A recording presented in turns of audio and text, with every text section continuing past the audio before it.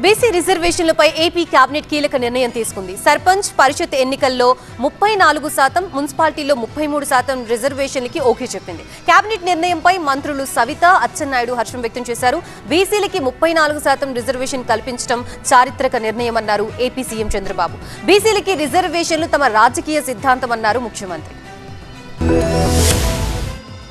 స్థానిక సంస్థల ఎన్నికలు అత్యవసరంగా నిర్వహించాలని నిర్ణయించింది ఏపీ కేబినెట్. బీసీ రిజర్వేషన్లతోనే స్థానిక సంస్థల ఎన్నికలకు వెళ్లాలని డిసైడ్ అయింది. స్థానిక సంస్థల ఎన్నికల్లో బీసీలకు 34% రిజర్వేషన్లు కల్పించాలని ఏపీ కేబినెట్ నిర్ణయం తీసుకుంది. సర్పంచ్ పరిషత్ ఎన్నికల్లో 34% బీసీ కోటా, మున్సిపాలిటీల్లో 33% బీసీ రిజర్వేషన్లు ఇవ్వాలని డిసైడ్ అయింది. ఎస్సీ ఎస్టీ రిజర్వేషన్లలో ఎలాంటి మార్పు లేదని ప్రకటించింది. మేయర్లు, మున్సిపల్ చైర్మన్లను ప్రత్యక్ష ఎన్నికల విధానం ద్వారా ఎన్నుకోవాలని నిర్ణయించింది. బీసీలకిచ్చిన హామీని నెరవేర్చామన్నారు ఏపీ సీఎం చంద్రబాబు.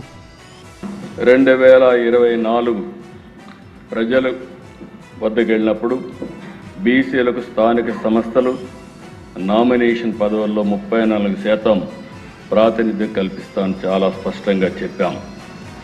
అధికారంలోకి వచ్చిన తర్వాత దాన్ని కార్యాచరణలోకి తీసుకొస్తున్నాం. బీసీలకు 34% రిజర్వేషన్లపై విమర్శలు గుప్పించిన వైసీపీ 52% ఉన్న బీసీలకు 34% రిజర్వేషన్లు అమలు చేయడం ఏంటని మాజీ మంత్రి చెల్లుబోయిన వేణుగోపాల్ ప్రశ్నించారు. నిజంగానే బీసీలపై టీడీపీకి అంత ప్రేమ ఉంటే డిప్యూటీ సీఎం పదవి ఎందుకు ఇవ్వలేదని ప్రశ్నించారు. ఏ విధంగా వీళ్ళని మోసగించి నేను అధికారం పొందాలనేటువంటి ఆలోచన ఉన్న చంద్రబాబు నాయుడు గారి పాలన చూసాం. అందులో భాగమే ఇవాళ ఈ రిజర్వేషన్ నాటకం జరుగుతూ ఉంది.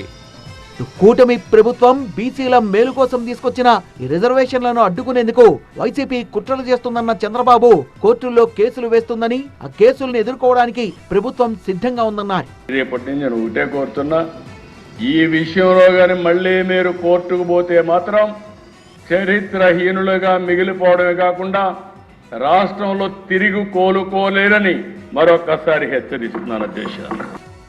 వైసీపీ బీసీ వ్యతిరేక పార్టీ అన్న టీడీపీ నేతలు బీసీల రక్షణ కోసం త్వరలోనే చట్టం కూడా తెస్తామన్నారు.